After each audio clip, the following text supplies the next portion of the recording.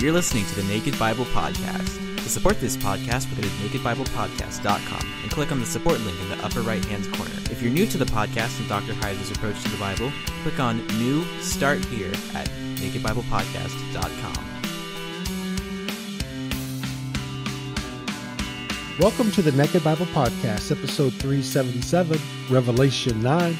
I'm the layman, Trey Strickland, and he's the scholar, Dr. Michael Heiser. Hey, Mike, what's going on?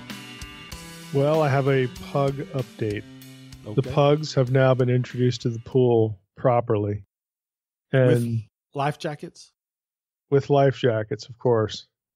And their attitude toward the pool has moved from hysteria to mild hysteria. They didn't like it, but they took it a notch down because after flapping around in the pool, and we held them up. We didn't just throw them in there, but they were willing to stand in the water on the top step. It goes about halfway up a pug. So I think they'll still like it to cool off, but I don't expect to see them swimming laps anytime soon. Yeah, well, that's a big step if they'll at least stand in it. Yeah. Are you not? Do y'all let the pugs out, run around in the backyard when y'all are in the house and whatnot, or are y'all always out in the backyard? Yeah, no, we let them out. We let them out now. We know they're not going to jump in, so that's my fear. Sufficiently spooked. Yeah, that's why I don't let my dog, or we don't try to get him to like the pool, because I don't want to have to think about him jumping in the pool when he's out there by himself and whatnot. So I'm glad that our dog does not like to swim. He hates it. Yeah. So if they ever got to like it, then we just have to, we'd have to just put the life jacket on and sort of leave it on, unless we do it like in the evening when we're going to bring them in, and all that sort of stuff. But the in and out thing, we'd have to leave it on, but there's no danger of that right now. And it's, as we approach summer, how many times, I'm going to say the over-under for visits to the beach by you is 1.5, and I'm going to go under. How many times you've been to the beach? Well, I've not been there yet. Exactly. I almost went this weekend. I told Drina I would do that, but then she changed her mind and they made some other plan. Uh-oh. My daughter was down here, and so that wiped that off. So I'm still at 0. I'm going to leave that over under at 1.5 for the whole summer. And we're going to revisit and see how many times you made it to the beach since you live a few miles away from it. Yeah. So, okay, what counts as going to the beach? Like your feet physically hit the sand. Walking on the beach? Yeah, your feet hit the sand. Okay, got to hit the sand. All right. You got to touch the sand. All right. Yeah, that's what I mean. I mean, if you're driving by it or you're parked in the parking lot, that doesn't count. You got to, your feet have to hit the sand. I asked because of the parking lot, because, you'll get sand in the parking lot, but there's like a fence, so to pass beyond the threshold there, that's what exactly. Counts. Okay. The sand has to be on sand, not on concrete. It doesn't count. It has to be literally on the natural occurring sand to count. All right. Well, and you can't game it either. See. So you can't be into the summer and you're like, I haven't been to the beach yet, so I want to win this over, and then you just go despite the total, because that's cheating. No, I won't do that. It like if I get forced to go or talked into going and for some other reason, then we'll count that. Yeah, you can count that. Okay. All right. There you go, folks. Okay. If you live in the Jacksonville area, keep an eye out for an Heiser spotting. Keep your binoculars and let me know. Well, I don't think I'll be too conspicuous. So maybe the person that has no tan at all or something like that, but probably won't count because there are plenty of people who visit it. I saw a few pictures of you wearing shorts now, so I know you're wearing shorts on a regular basis. Yeah, I'll wear shorts if it gets hot. Yeah, there you go. All right. That's good stuff, Mike. Yeah. Yeah, this is riveting. I know. It's just, this is why people tune in, these sorts of details. Oh, yeah. We ought to see how long we can go, because for the people who fast forward, I want them to accidentally get some of this talk. They skip. Gosh, another 30 seconds. We can do 30 more seconds. So keep talking. No, we could do like musical interludes, and then we start talking about this stuff. Like that'll trap them, because they won't know when it begins or ends. We could do that. That's what we're about, forcing people to listen to our chatter. Right. Yeah, absolutely. All right, Mike. Well, hey, we've got an entire chapter all by itself today. Yes, we do. We're not divvying up anything. This is Revelation 9. And, for those people out there who, have not been already mesmerized by our preliminary chat here, try to come out of that. We're going to get back to the biblical stuff here. For those of you who have read Reversing Hermon, you've been introduced to my thoughts very briefly in relation to Revelation 9, specifically about the locusts, that come out of the pit and so on and so forth. We're going to get into that today. So I have, said and written something about Revelation 9 prior to today, but we're going to, as the series dictates, we're going to go through the whole chapter and look at Old Testament backdrops and antecedents and points of origin for what we read in Revelation 9. So I'm going to cut it in half. The whole chapter goes through trumpets 5 and 6. And it's kind of neatly divisible. The first 12 verses really deal with trumpet 5. So let's just jump in there. And then when we, hit verse 13, we'll be on trumpet 6.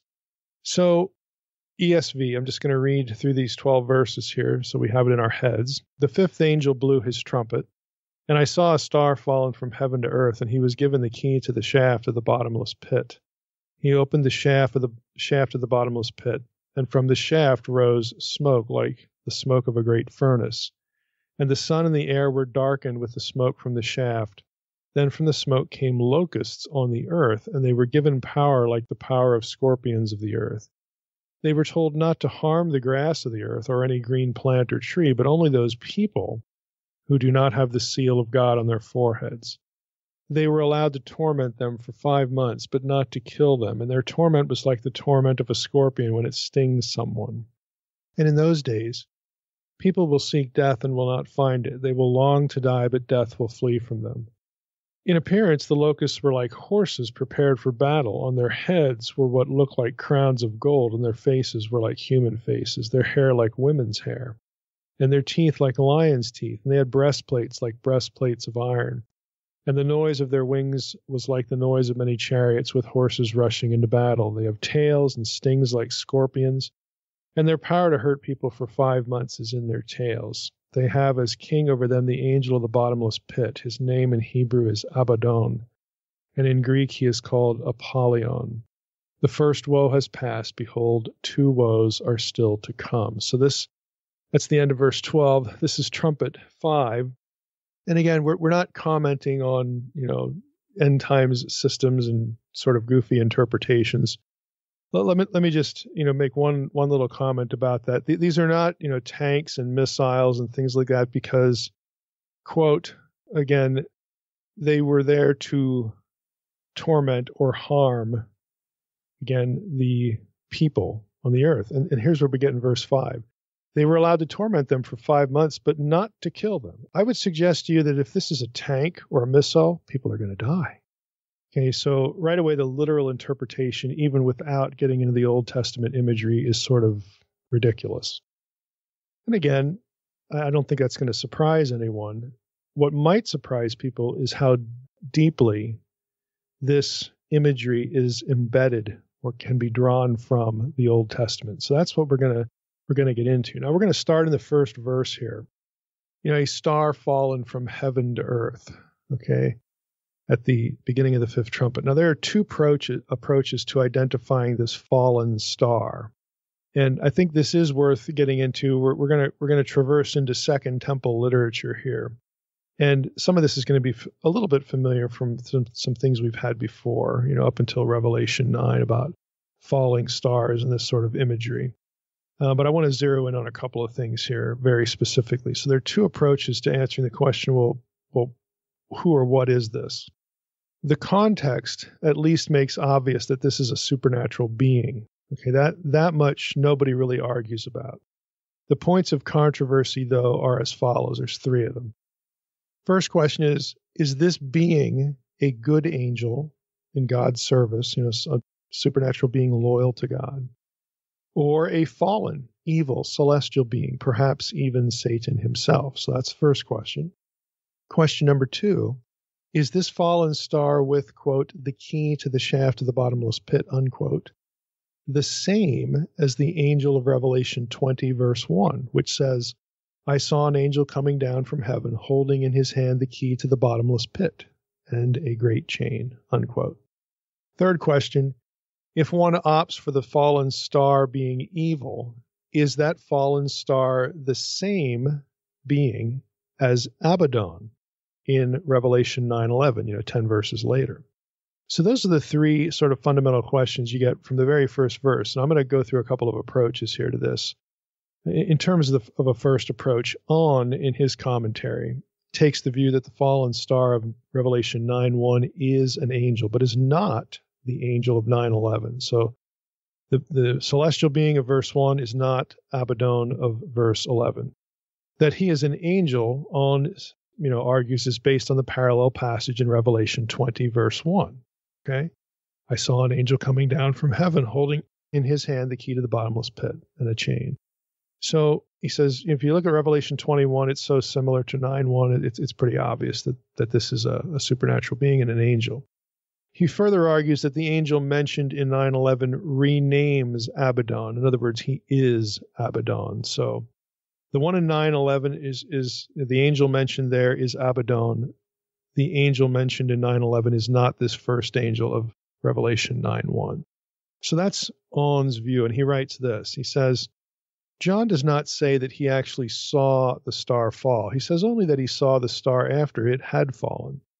In 9:1 and 2, it becomes obvious that the star is a supernatural being, in other words, an angel. In early Jewish literature, stars can represent angelic beings. And this is obvious. Judges 5:20, Job 38:7, Daniel 8:10, so on and so forth.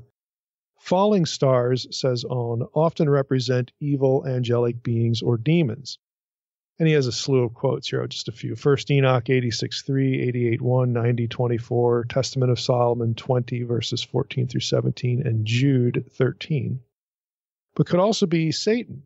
1 Enoch 86:1, again, the apocalypse of Elijah 4:11, Luke 10:18, that's I saw Satan fall like lightning from heaven, and Revelation 12:9. Again, this falling language is his point. Here the fallen star should be understood as an angelic messenger, a la Revelation 20, verse 1, and not be identified with the angel of the abyss named Abbadon or Apollyon in 9:11. The angel is named only here in Revelation, and elsewhere in the Old Testament and early Jewish literature is mentioned only in 4Q 280. In other words, let me just break in here. He's saying that we only get the name Abbadon. Okay, the angel of 9:11 is named only here, and then in some early Jewish literature. Again, specifically 4Q 280, which is a Dead Sea Scroll, actually references the angel of the pit, the spirit of Abbadon. Okay, back to On. While in 4Q 280 and related texts, these two titles are alternate ways of describing Belial, who would be the Satan figure in the Dead Sea Scrolls. In Revelation, it is not at all clear that the angel of the abyss is a designation for Satan, for he is carefully named elsewhere with a selection of aliases in 2 different contexts, Revelation 12:9, Revelation 20, verse 2. And neither Abbadon nor the angel of the abyss is mentioned again. The fact that angelon, and the Greek word there, is articular, it has the definite article, suggests that the author expected the readers to be familiar with this angel. In other words, that the angel of the abyss is none other than Satan, Belial. He's saying that's possible. Abbadon is a Hebrew term for the kingdom of the dead. Again, Proverbs 15:11, Job 26:6, Job 28:22, Job 31:12, reference this term Abbadon with the realm of the dead. It's used as a poetic parallel to Sheol, Job 26:6, Proverbs 15:11 again, 27:20, and in the Dead Sea Scrolls, it's used as a term associated with death, Job 28:22, and the grave, Psalm 88:11, Masoretic text, it's verse 12, and so on and so forth. So he's saying, could be, Abbadon could be, Satan. We don't know, but he's saying that Abbadon is different. The angel there, the angel who is called Abbadon, is different than the one in 9:1. Now, the key sentence, in all that to parse in Owen's thinking is, quote, here the fallen star should be understood as an angelic messenger based on Revelation 20, verse 1, and not be identified with the angel of the abyss named Abbadon. Now, I take this as indicating On sees a good angel in both 9:1, Revelation 9:1, and 20, verse 1. Others, who are commenting on On's work say that, they'll argue that On still thinks the angel of Revelation 9:1 is evil, even though it's not Abbadon. And they draw that conclusion based on On's comments about falling star language being used of evil angels. I don't think On actually says that, and I don't read him that way. Now, here's why it matters. The advantage, interpretively, of having a good angel in both Revelation 9:1 and Revelation 20, verse 1, is consistency. There's no indication that the angel of Revelation 20, verse 1, who holds the key to the abyss, is evil. There's no indication he's evil. And after all, he's going to bind Satan. That's his mission in Revelation 20, verse 1. So if the angel of Revelation 9:1 was evil, while the one in 20, verse 1 is good, what you'd have is you'd have two different angels with keys to the abyss. And that seems to make little sense to me. And we'll return to that thought in a moment. But in my reading of On here, we have a good angel in both 9:1 and 20, verse 1. That angel being the same entity. It's the same angel. Again, this is how, in this approach, this is how you could understand it. Same angel in 9:1 and 20, verse 1. In fact, they're not only both good, it's the same one. But he has two different missions. In Revelation 9:1, the angel's mission is one of release, the release of the forces under the command of Abbadon, a different figure mentioned in 9:11. And in Revelation 21, the same angel has the mission of coming back to the abyss again, and this time he binds Satan. All right? So as far as an identification, more specifically, of this angel, the one in 9:1 and the one also in 20, verse 1, the one who has the key, again, to the abyss, to the pit, the best candidate is Uriel, who is the archangel who in 1st Enoch was actually called the chief over Tartarus. Again, Tartarus is a reference to the abyss where the watchers are held. And you get that from 1st Enoch 19:1 and 1st Enoch 20, verse 1. Now, another option, which is weaker in my view, is this angel could be Sarakael, which is another angel in 1st Enoch who was, quote, over the spirits who sin in the spirit, unquote. I just don't think that's as good of a candidate because Uriel is specifically associated with the pit which is known as Tartarus.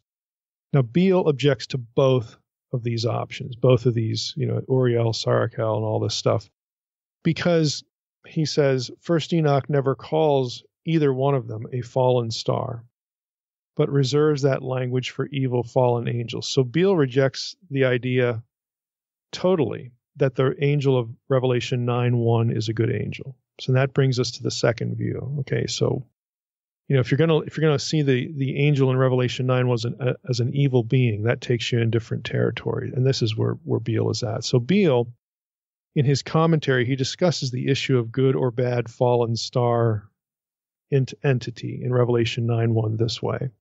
Honestly, I think he gets in his own way here, but we'll unpack why.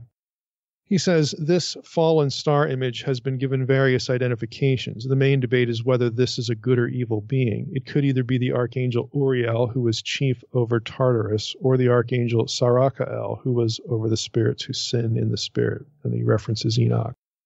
But 1st Enoch never calls these figures fallen stars, either one of them. Instead, this description is reserved exclusively for fallen angels under the confinement of the archangels. The star should rather be interpreted in the same way as the star in 8:10 because of the parallel wording, a star fell from heaven, unquote. So that's Beale's short take on this. Now the question has to be asked. Let's go to Revelation 8:10. I'm going to read this to you because he uses this as part of his justification. The third angel blew his trumpet, and a great star fell from heaven, blazing like a torch, and it fell on the rivers and on the springs of water. The name of the star is Wormwood. That was where I threw in, verse 11 there too. So, he's interpreting that as an evil fallen entity. So we have to ask, though, in relation to that verse, Revelation 8:10, as to why an evil angel would fall from heaven. Like, is this his fall from grace? Like, what does the fall language actually mean? And why would he do it when another angel blows the trumpet? Because it sounds like if this fallen star, this wormwood, is a celestial being, okay, not an asteroid or something. If this is a celestial being, why is he apparently obeying the trumpet call of another angel if he's evil?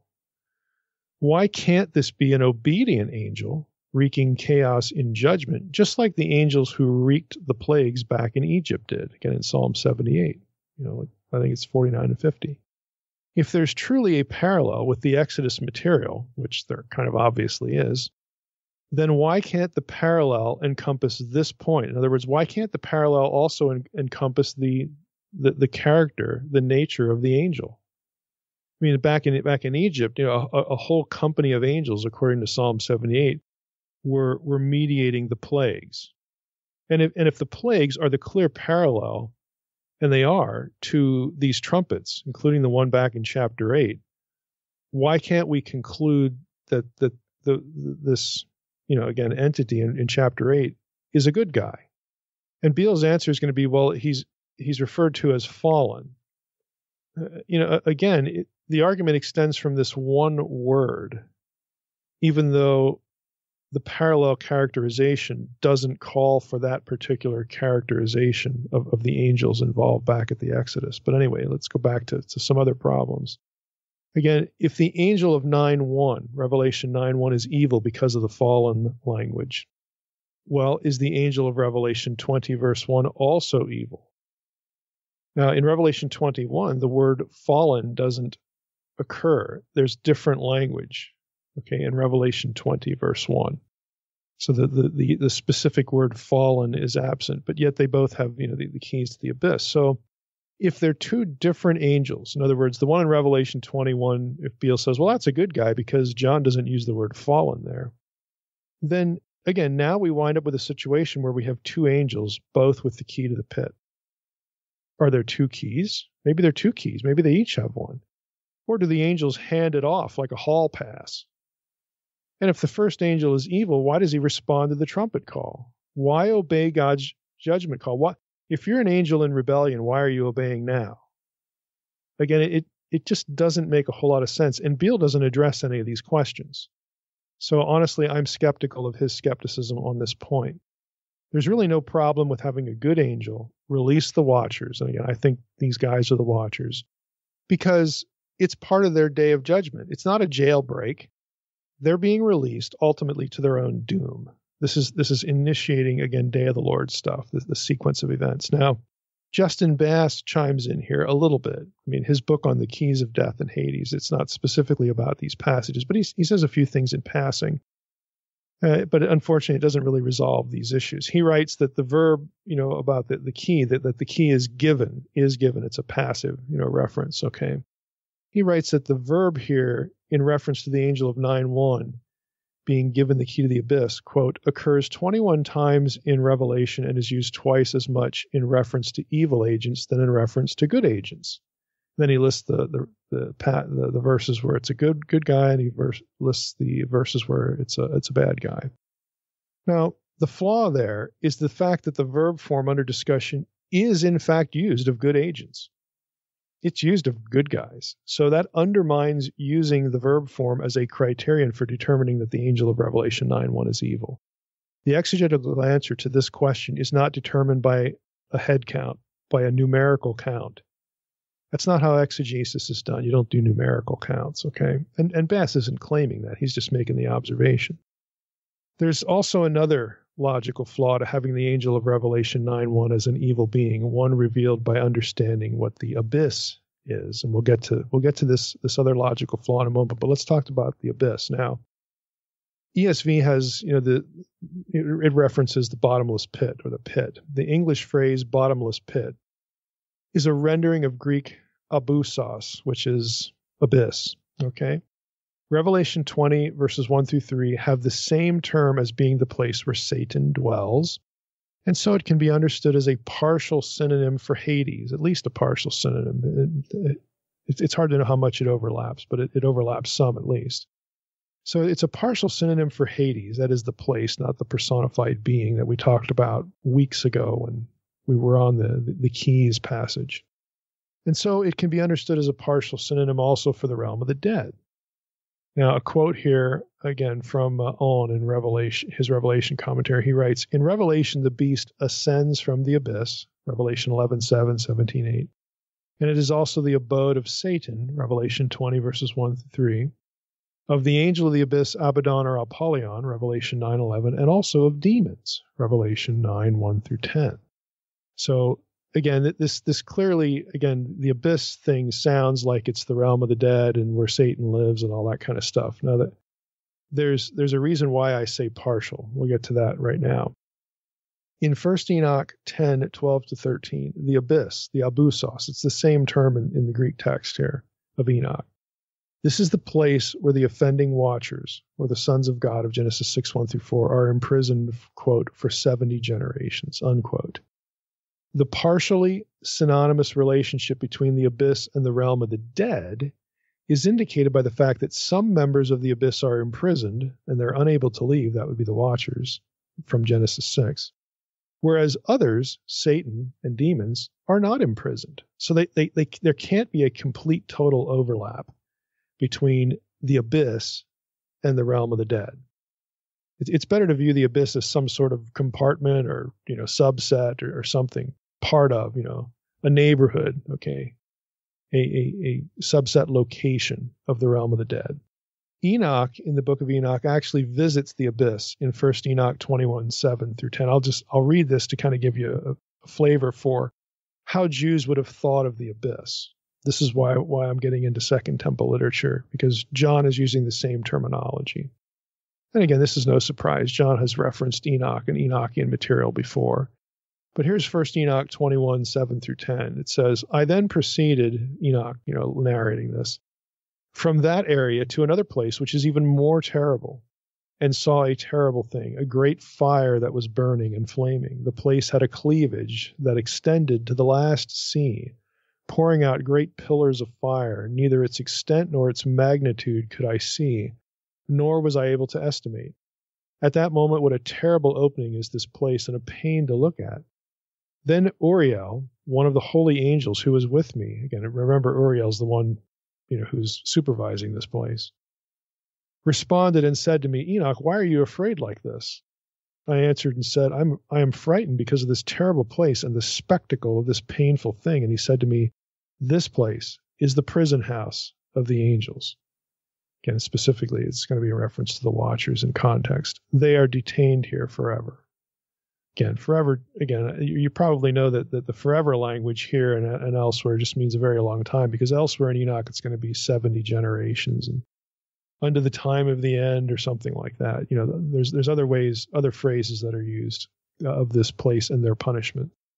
So this abyss then is the chief parallel to the lake of fire, alluded to in Revelation 20, verse 10, and also Matthew 25, 41, made for the devil and his angels, that phrase. This is the place of the final judgment, ultimately, of both human unbelievers and, again, the devil and his angels. Now, this overlap points to this other point of incongruence with Beale's notion that the angel of Revelation 9:1 is evil. Now, here's the point. If Jesus, think back to our earlier episode when we talked about Revelation 1:18 and Revelation, let me just look up the phrase death and Hades. So it's in one of these episodes. It's the episode on Revelation 1:18. Revelation 1:18 is where we get the reference to death and Hades.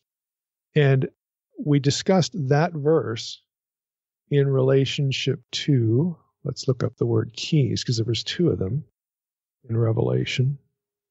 And also Revelation 3, verse 7. So the episodes where we talk about the keys of death and Hades, and in Revelation 3, it's the key of David.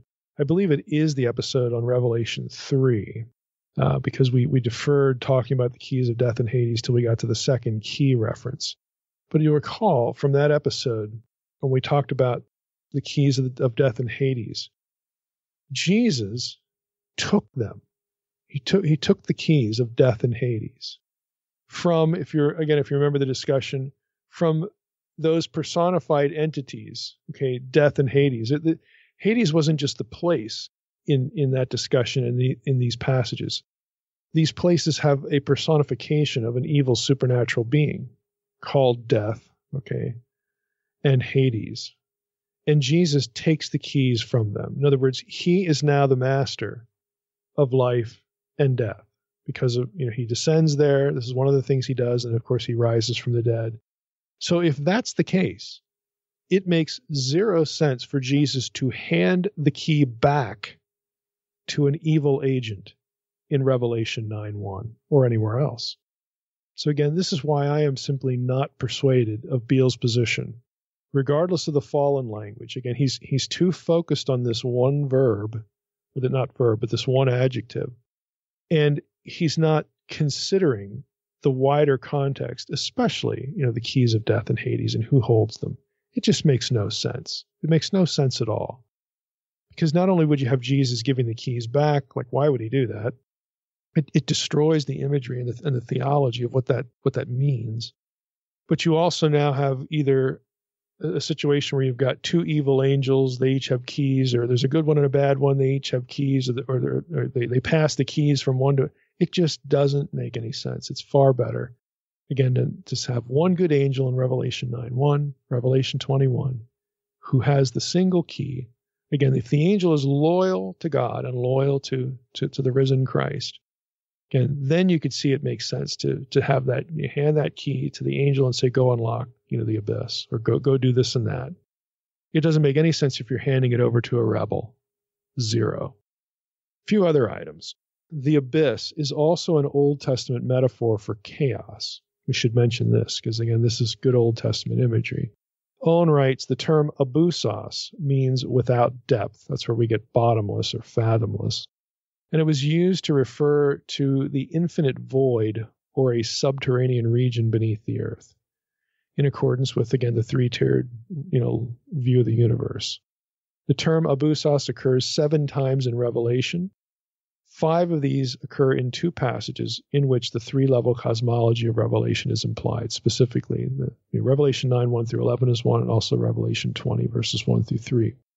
Now, Beale and McDonough, in the commentary on the Old Testament, the New Testament use of the Old Testament, they add this. The abyss in the Septuagint is always related to water, whether it be the chaotic waters, the primeval deep of the creation account.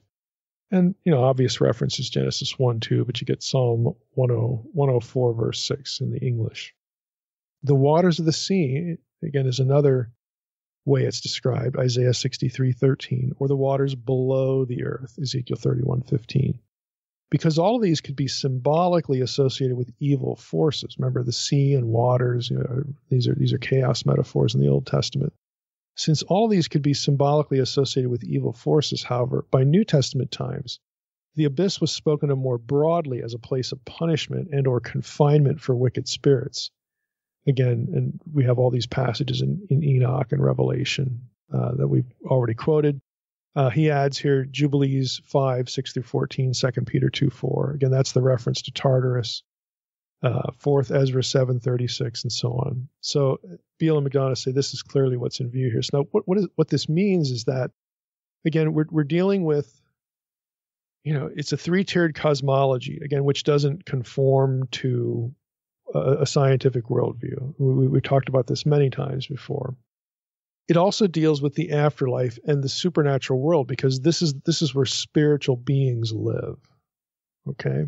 Either the dead, disembodied dead, or demons, or Satan, or Abbadon, or these are celestial beings. These are by nature disembodied beings, all of them. So we're not in the physical world anymore. So the 3-tiered cosmology isn't like, well, if you dug a hole enough deeply into the earth, you could find this place. That's false. It doesn't have latitude and longitude. Okay, so that's not what is going on here, and that's why, since it's actually these are all, again, metaphors for the part of the spiritual world where evil exists and is confined, and ultimately the unbelieving dead, or just that sort of thing. That's sort of those lines of thought. That's why it can be referred to as watery and also fiery.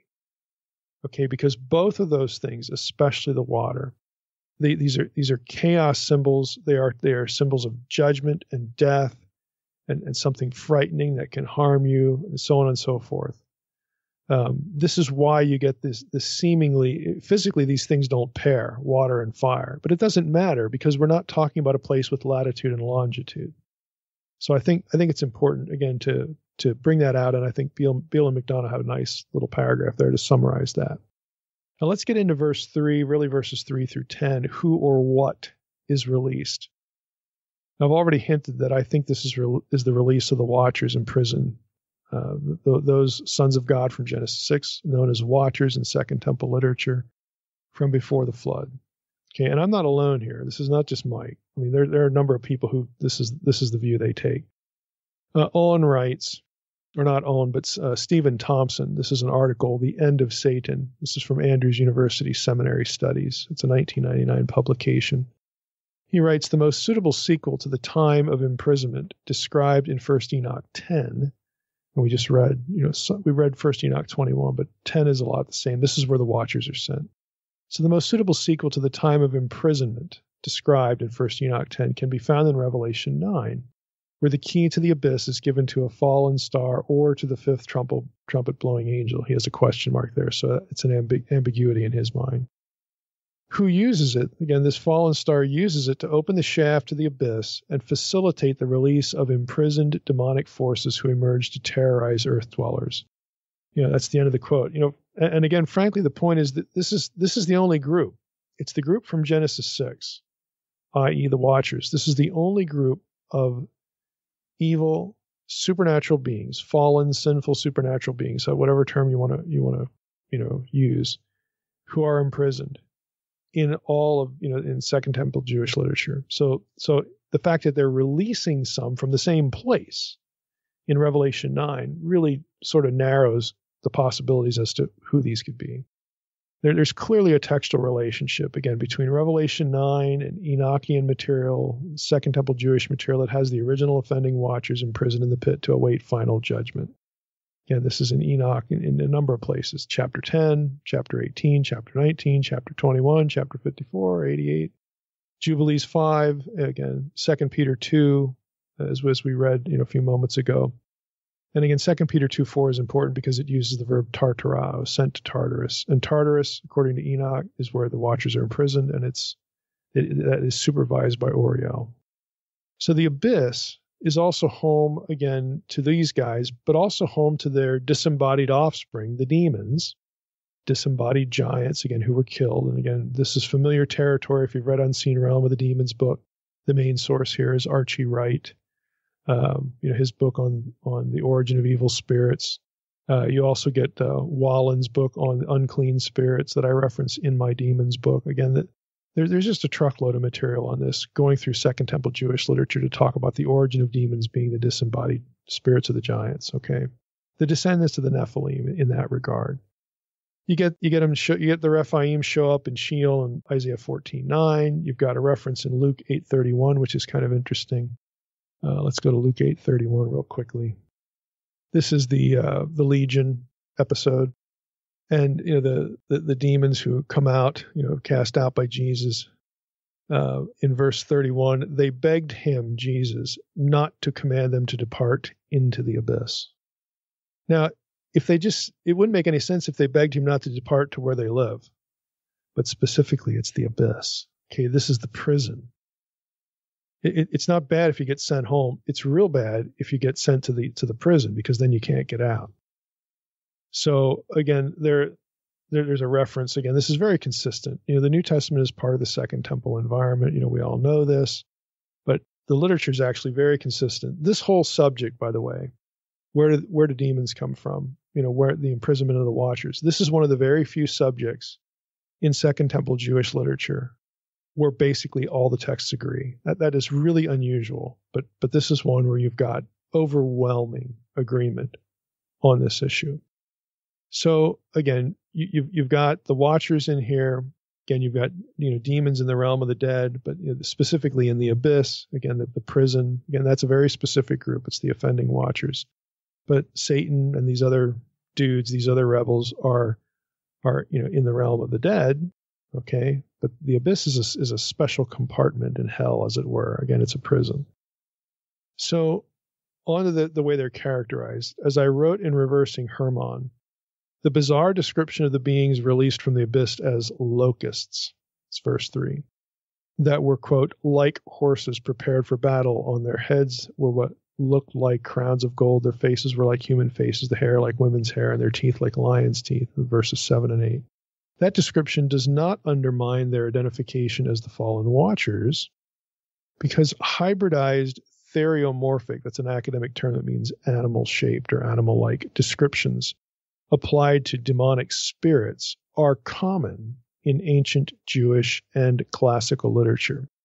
Again, this is just a way that supernatural evil spirits are described to try to convey their voraciousness, their violence, their ugliness, their freakishness. Okay, all these things.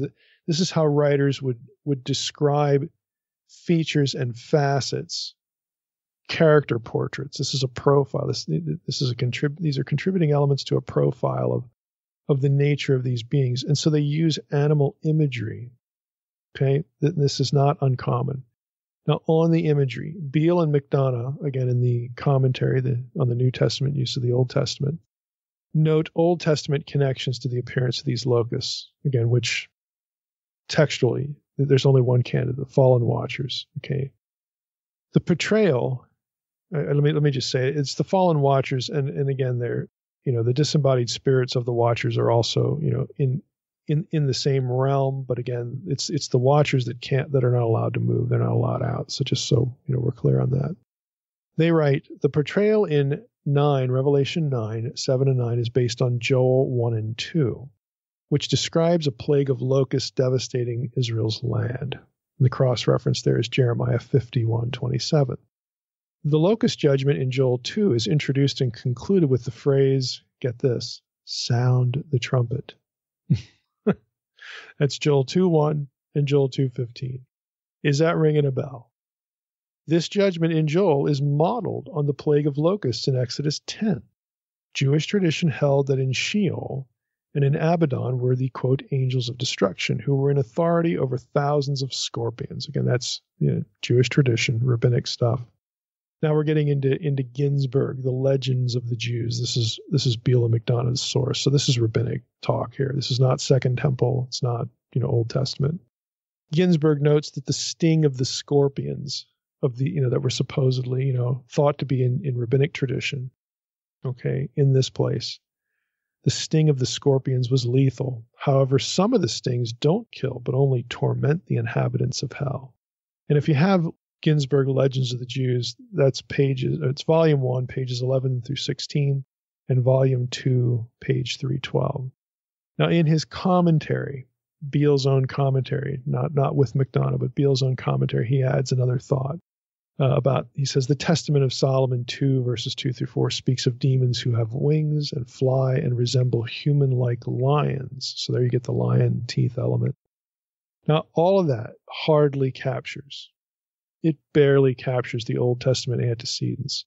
I'm going to read a long excerpt from Beale's commentary, and even this is partial. I just want to give you a flavor of how much Old Testament backdrop imagery there is to the description of the released watchers. Again, these released supernatural prisoners that exist. I mean, there's just a lot. There's a truckload of stuff. And I'm doing this, again, to telegraph the point that I've already did at the beginning. We're not talking about helicopters and surface-to-air missiles and laser. We're not talking about any of that. All of this stuff comes from the Old Testament somewhere. And even Joel 1 and 2, the locust, the sound of the trumpet. Okay, and how much more explicit could it be? Okay, but here we go. Beale writes, in exercising this power, the locusts execute judgment, as has already been intimated by their association with smoke. Could Isaiah 14:29-31 also stand in the background? This is the flying serpents, okay? Since it strikingly portrays an enemy who will oppress and demoralize unbelieving Philistia as a flying serpent associated with smoke. The harmful nature of the judgment of Revelation 9:3 is also expressed by the description of the beings here as locusts going out, quote, into the earth. They are destructive as a swarm of locusts devouring all vegetation in their path. The wording of this expression is based on Exodus 10:12, quote, "Let the locust come up on the land and the earth," unquote, which introduces the locust plague against Egypt. Therefore, the fifth trumpet is partly modeled literarily, and thematically on the Exodus plagues, as were the preceding trumpets. The locusts in Exodus 10:15 destroyed the land, devoured the vegetation, all the fruit of the trees. There was no green thing left on the trees, unquote. But here the locusts are commissioned not to harm the grass of the earth or any green thing or tree. They are to harm only unbelievers, quote, "those who do not have the seal of God on their foreheads," unquote, but have the mark of the beast on the forehead. It's Revelation 13, 16, and 17. Deuteronomy 28 also predicts that, quote, "in the latter days," unquote, Israel will suffer the plagues of Egypt, including the plague of locusts, because of idolatry. Detailed description is now given of the locusts. The use of likeness, hamoioma, and the repeated like, hamoios, in verses 7 to 10, expresses the inability of John to describe precisely what he has seen. He just says they're like this or that. The vision sparks in his mind similar scenes from the Old Testament, as the following verses reveal, and his approximate portrayal of what he has seen is based on his understanding of how the vision relates to the Old Testament prophetic tradition. The portrayal in verses 7 through 9 is based, again, on Joel 1 and 2, which describes the plague of locusts devastating Israel's land. Whether the description there is literal or figurative for an invading army is not crucial for the present purposes. Just as here a trumpet has signaled the coming of the locusts, Revelation 9:1, so also in Joel 2 the locust judgment is introduced and concluded with the sound of the trumpet. This judgment in Joel is itself modeled on the plague of locusts in Exodus 10. There are clear allusions in Joel 1 and 2 and 2:2, and if you can compare those to Exodus 10:16 and 14. Joel 1:3, compare Exodus 10:2. Joel 2:9, compare Exodus 10:6. Joel 2:27, compare Exodus 10:2, 8:18, and 22. It is natural, therefore, that John uses Joel to supplement the description from Exodus already alluded to in verses 3 and 5. The locusts are said to be, quote, "like horses prepared for battle," unquote. It is hard to know if horses are only one metaphor for the locusts followed by others, or whether all the pictures in verses 7 to 10 are part of a larger horse metaphor. But this ambiguity does not affect the overall meaning. The locusts, or horses, have faces like human faces. Similarly, Joel 2, 4 through 7 describes the locusts there as like the appearance of horses, and like war horses, so they run, like a mighty people arranged for battle, like mighty men, like soldiers. Iron breastplates, quote unquote, is a general description of a part of the armor of a soldier or a battle horse. Job 39:19 and 20. Nahum 3:17 likens the scaled armor of Assyrian soldiers to the scaled thoraxes of locusts. This may allude partly to Job 39:19 through 25, which describes a war horse going forth only at the trumpet sound, clothed in terror and in perfect armor. So now we have, again, Job 39. This is me breaking in here. We have Job 39 using the trumpet language and the armor language, the war horse. And who leaps? This is also Job 39:19 through 25. These horses that are armored and go forth of the trumpet leap like locusts, unquote. The sound of that is the locust wings, as the sound of chariots of many horses running into battle, alludes to Joel 2, 4 through 5. Their appearance is like the appearance of horses, war horses, and so they run like the sound of chariots. They leap on the tops of mountains, arranged for battle. Included likewise are echoes of Jeremiah 51:14 and 27, quote, "I will fill you with people like locusts, and they will cry out." The Targum actually reads here, Beale says, "Troops of nations who are as many as the locusts, and they will fill up their voice," unquote. The Jeremiah 51 passage also uses the phrase, "bring up the horses like bristly locusts." And this allusion is confirmed in that one, Jeremiah 51:27 is introduced by, again, here we have a third reference, the sound of the trumpet among the nations, unquote. So we've got three references that associate locusts and trumpets from the Old Testament. That's me breaking in here. Back to Beale. He says, in the same way that a trumpet has signaled the coming of locusts here in Revelation, you get these Old Testament passages doing it. Secondly, the second trumpet, back in Revelation 8, 8, and 9, has already alluded to the burned out mountain cast into the sea, from Jeremiah 51, 25, and 63 and 64. So that we have a continuation of the earlier allusion. Let me just stop there. Beale's saying, look, the earlier trumpets used Jeremiah 51, and this trumpet, number 5, is using Jeremiah 51 as well for the locust stuff. Back to Beale. The third observation he makes is the Septuagint of Jeremiah 51, 27 and 28, 27 in the Septuagint as well is closer to Revelation than the Hebrew is. Quote, bring up horses against her as a multitude of locusts, unquote. The allusion reinforces the idea that the trumpet woes are directed to a significant degree against idolatrous persecutors outside the church, since Jeremiah 51, 14, and 27 is an announcement of coming vindication for Israel against idolatrous Babylon. Okay, catch that. The context of Jeremiah 51 is Babylon, who has wrongfully come against Israel and its temple. That's Jeremiah 51 and 11. Now, I'm gonna just stop there. Again, this is a fraction. It's a fraction of what Beale has here. It's probably over half, but still. Why go through all of this data? Okay, it might feel a little mind-numbing. Well, here's why. If you're going to read this passage like it's black helicopters, you might as well just throw out the Old Testament that John is using. Just throw it out. Let's move to Revelation 9, 13 through 21, and this is trumpet number 6, okay, in the time we have left for today. So I'm going to go to Revelation 9 and read. So verse 13, then the sixth angel blew his trumpet, and I heard a voice from the 4 horns of the golden altar before God, saying to the sixth angel who had the trumpet, release the 4 angels who are bound at the great river Euphrates. So the 4 angels who had been prepared for the hour, the day, the month, the year, were released to kill a third of mankind. The number of mounted troops was twice 10,000 times 10,000. I heard their number. And this is how I saw the horses in my vision, and those who rode them. They wore breastplates, the color of fire and sapphire and of sulfur. And the heads of the horses were like lions' heads, and fire and smoke and sulfur came out of their mouths. And by these 3 plagues a third of mankind was killed, by the fire and smoke and sulfur coming out of their mouths. For the power of the horses is in their mouths and in their tails. For their tails are like serpents with heads, and by means of them they wound. And the rest of mankind who were not killed by these plagues did not repent of the works of their hands, nor give up worshipping demons and idols of gold and silver and bronze and stone and wood, which cannot see or hear or walk. Nor did they repent of their murders or their sorceries or their sexual immorality or their thefts. Basically, they stayed unbelievers. They stayed hostile again to the Lord. So some of this language has already been dealt with in the first part of the trumpet 5 with the description of, again, the hordes that are released. Ultimately what you're going to have is again, this describes the release of supernatural evil.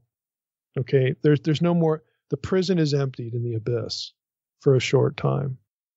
Ultimately, this is going to lead to a showdown. It is judgment. God uses them to judge the unbeliever on the earth. And it's also going to lead to the big showdown in Revelation 20, which is going to be their ultimate doom. And that's where sort of everything is going to be wrapped up. So, we don't want to go back and rehearse all that. I want to pick a few things out of here that are different, again, from the first part of Revelation 9. Essentially what you have described here is that the prison is emptied because now we've got all the players back on the chessboard. The final conflict is going to be a war between all of the supernatural forces of evil and those humans that are loyal to them against God. Okay? Against Jesus, all right?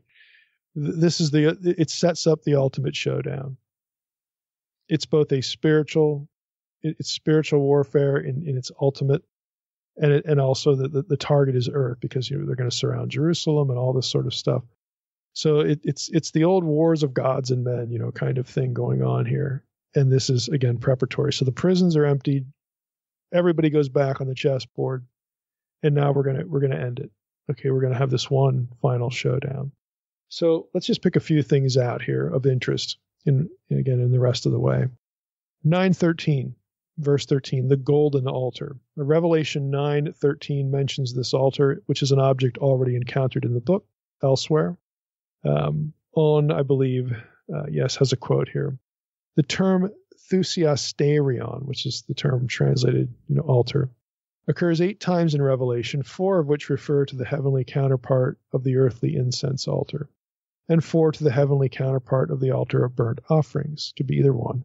Since it is explicitly said that the golden altar is before God, quote unquote, the voice from the 4 horns of the altar cannot be the voice of God. In Revelation 8, 3 and 5, an angel functioning as a heavenly priest was depicted as standing by the golden altar, and it is possible that this unidentified voice could be his. So that's the end of his quote. So you have a portion, again, of Revelation 9:13 hearkening back, again, to some of these things. But the altar, again, is new, but again, even that, we've seen before with some of the heavenly furnishing and all that stuff, because again, it's the throne room of God. It's temple, and all this stuff, the heavenly temple, so on and so forth. So that's again the backdrop for that. Again, earlier back in Revelation 8, we talked about this. Revelation 6, we also hit the altar, so you can go back and look at those episodes for more. Now, Beale and McDonald comment about the rivers. We should say something about the rivers. That the 4 presumably wicked angels are held back at the great river Euphrates evokes the Old Testament prophecy of a northern enemy beyond the Euphrates from whom God would bring to judge sinful Israel. There's a lot of reference to this. I'm just breaking in now. This is the foe from the north idea that I say something about an unseen realm. So you have Isaiah 7:20, Isaiah 8:7 and 8, Isaiah 14:29 to 31, you have Jeremiah 1:14-15, Jeremiah 4:6 through 13, 6:1 and verse 22. I mean, there's just a whole. So Ezekiel 38:6, 38:15, 39:2, Joel 2:1 through 11 is part of the enemy from the north, and it's not just the geographical north, if you recall. If you've read Unseen Realm, it's the cosmic north. Okay, Zaphon. Okay, this was the domain of Baal. This is where Baal and his council was.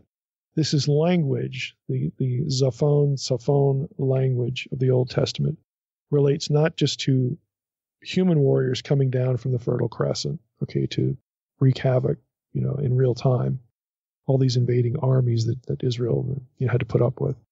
But it's also the idea that there are cosmic powers to the north. You think of where Ugarit is, and you get the image in Baal's mountain. So it's cosmic evil comes from the quote-unquote north. Again, the supernatural north, the celestial north, if you will. So this is what's in view here. Back to Beale and McDonough. They also write, in both cases, okay, this north, in either scenario, the invaders, again, were characterized as a terrifying army on horses and chariots arising from the north. Isaiah 5, Jeremiah 4, Jeremiah 6, Jeremiah 50, Ezekiel 26, 38, 39, so on and so forth. The echoes of Jeremiah 46 are especially strong, again, in this part of Revelation 9. The description of the creatures in the 6th trumpet echoes Job's portrait of the sea dragon, the symbol of cosmic evil. And this enhances the identification of these creatures with Satan and his deceptive work. So it's he's talking there, they're talking there about the serpentine imagery with the horse's tails. Again, very consistent with the sea dragon idea, which again is Leviathan. It's cosmic evil, it's chaos. So while it's clear that the hordes here are demonic, the conclusion, though, should not be used to eliminate the possibility of human armies. Like I said before, that you've really got both going on. Now, I'm going to disagree with Owen here, but I want to quote him just to give you a flavor for what some do with this. He says, the army of 10,000s of 10,000s appears to be a demonic rather than a human army. Huge armies of destroying angels, though not this large, are twice mentioned in the Babylonian Talmud, where it says that 1.2 million angels of destruction punished the Israelites who sinned in the golden calf incident. Well, obviously, there's nothing in the Bible about that. It's just, again, Jewish rabbis making stuff up. But, again, you get the idea. Owen is saying this is a demonic army. Okay, I would say an entirely demonic army would be inconsistent with Revelation 20, verses 7 through 10. You see, there's the Revelation 20 connection again, back to Revelation 9. Why do I say that? Okay, let's just read Revelation 20, because I'm going to argue that what's being articulated here, again, is a release of the Watchers. You put all the pieces back on the chessboard. And this is an essential element. Yep, they're gonna wreak havoc, because this is God. God is ultimately going to use them to judge those who have the mark of the beast, and so on and so forth. But that's just a setup. It's window dressing.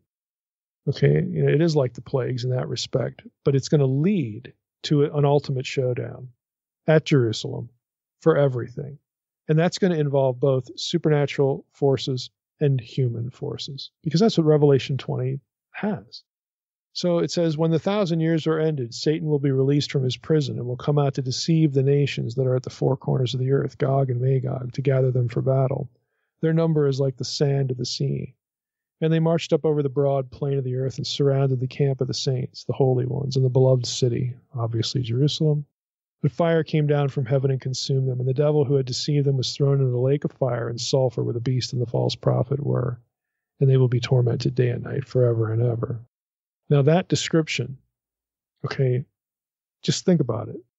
You have in Revelation 28, you have the more familiar description. Instead of myriads upon myriads and thousands of 10,000s, you have the more familiar, like the sand of the sea. And that coincides, again, with the language of Revelation 9. But in Revelation 20, verses 7 and 10 that we just read, we have nations deceived and Jerusalem being surrounded. That description has all the marks of an earthly army. Revelation 20:10 has the devil deceiving this force. So the army must, at least in part, and I would say perhaps substantially, be understood as human enemies and warriors. The point is that demons don't need to be deceived to march against Jerusalem. It doesn't make any sense. Again, so I think what we have here is both. We've got both going on. Again, back to the old war of gods and men at the final apocalyptic conflict, the Armageddon kind of thing. And I know if you're into prophecy, you're thinking, well, Mike, you're confused. It's Revelation 20 and 10. That's after the millennium, and Armageddon's before that. And okay, that's what a theological system tells you. If you want, more information on Ezekiel 38 and stuff like this, go back to the series on Ezekiel and look up the episodes on Ezekiel 38 and 39. In the book of Revelation, there are things in Revelation 20 that occur earlier in the book of Revelation and that attach to Ezekiel 38 and 39, namely Gog and Magog. And at least in this portion of Ezekiel, or with these elements, this is not a linear chronology. It is a reiterative cycling through of the same events. Okay, so I'm not confused. I'm just not following a theological system. What we have here, again, is a description of the characters that are going to, things that are going to be taking shape in two different passages. When we get later in the book of Revelation, you're going to see how these things cycle through and mirror each other.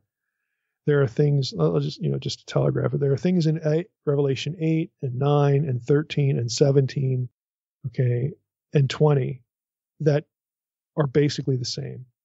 And this is where we get what's called the recapitulation view of Revelation, where we don't have a linear chronology of events in Revelation.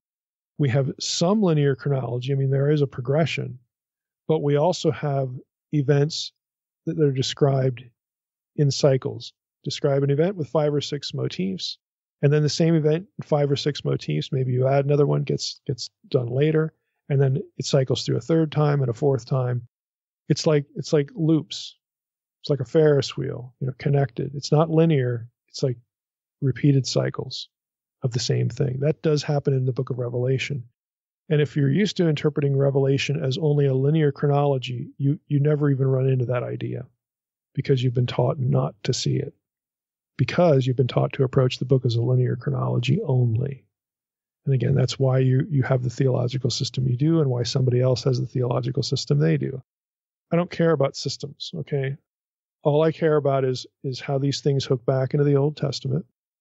And again, the passages do bounce off each other. And ultimately, again, as we have the greatest amount of clarity, or I shouldn't say the greatest, but we have a much greater amount of clarity if we take Armageddon not as a conflict over Megiddo, sometime during the quote-unquote Great Tribulation, maybe or maybe not Armageddon. Okay, throw all that out. If you understand, Armageddon as a war for Jerusalem, because it's the Hebrew tongue, Har Mageddon, Har Mored, the Mount of Assembly, the place, where God dwells and where God's counsel is. I mean, this is Zion. This is Zion theology from the Old Testament, back and forth, and 3 times over. If you understand it that way, then you can see how some of these things repeat. And it doesn't really matter if we understand all the repetitions. What matters is all of this is building to the climax for Zion. It's a war between supernatural forces and human forces for God's holy city, for Zion, for Jerusalem. That is what the book leads to, this conflict. So again, you can clean up a lot of the clutter, again, that systems develop and all this presumed precision of events and linear chronology. Most of that just doesn't work. If you're looking back at the Old Testament, because these passages that recycle hook into the same Old Testament passages. Again, that's another clue that John is using. In this case, what does he use? He uses Joel 1 and 2. He uses Jeremiah 51, Jeremiah 56, a couple of other things in smaller ways, but he's going to use these passages again elsewhere, and he's already used them in some places.